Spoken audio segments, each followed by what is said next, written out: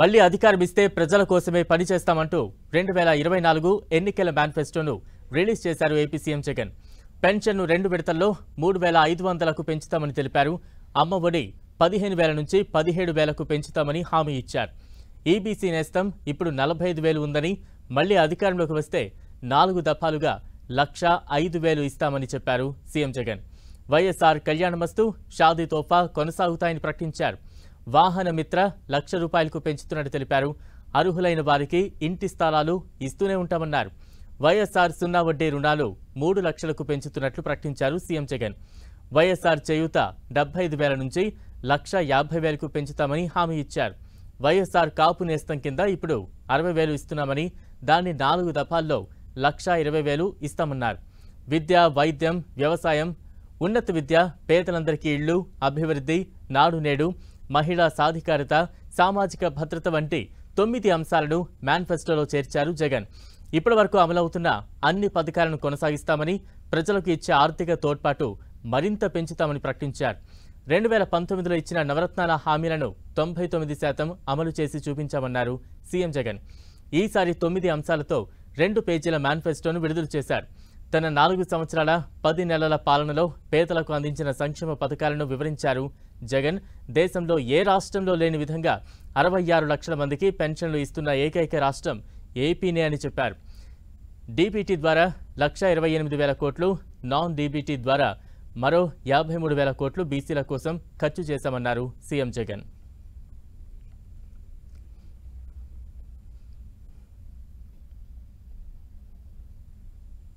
2019లో ఇచ్చిన నవరత్నాల హామీలను 99% అమలు చేసి చూపించామన్నారు సీఎం జగన్. హీరోలా వెళ్లి ప్రజల్ని ఓట్లు అడుగుతున్నారని తెలిపారు. 2014లో మోసపూరిత హామీలు ఇచ్చిన కూటమి మరోసారి ప్రజల్ని మోసం చేసేందుకు సిద్ధమైందన్నారు. ప్రతి సంవత్సరం తర్వాత ఇదిగో ప్రోగ్రెస్ రిపోర్ట్, ఇదిగో అక్క, ఇదిగో చెల్లమ్మ, ఇదిగో ప్రోగ్రెస్ రిపోర్ట్, ఇదిగో మా మేనిఫెస్టో, చెప్పినటువన్నీ మీరే టిక్ చేయండి అని మొట్టమొదటి సంవత్సరంలో 88%, 85%, 86% మొట్టమొదటి సంవత్సరంలో టిక్కు పెడితే చివరికి వచ్చేసరికి 99% పైచిలకు మేనిఫెస్టోను మనం ఇంప్లిమెంట్ చేసి ప్రజల చేతుల్లో ఇచ్చిన పరిస్థితి. ఆ రోజు కూడా నేను చేయగలిగినటివి మాత్రమే చెప్పా. చంద్రబాబు నాయుడుతో నేను పోటీ పడలేకపోయా. ఈరోజు నేను గర్వపడతా ఉన్నా. నాకు అధికారం 2014లో రాలేకపోయినప్పటికీ కూడా చరిత్రలో చరిత్రహీనుడిగా మిగిలిపోకుండా చేయగలిగినటివి మాత్రమే చెప్పి, అవి మాత్రమే చెప్పి చేసి చూపించి మళ్ళీ ప్రజల దగ్గరికి ఈరోజు చరిత్రలో ఒక హీరోగా ఈరోజు ప్రజల దగ్గరికి వెళ్తున్నాం.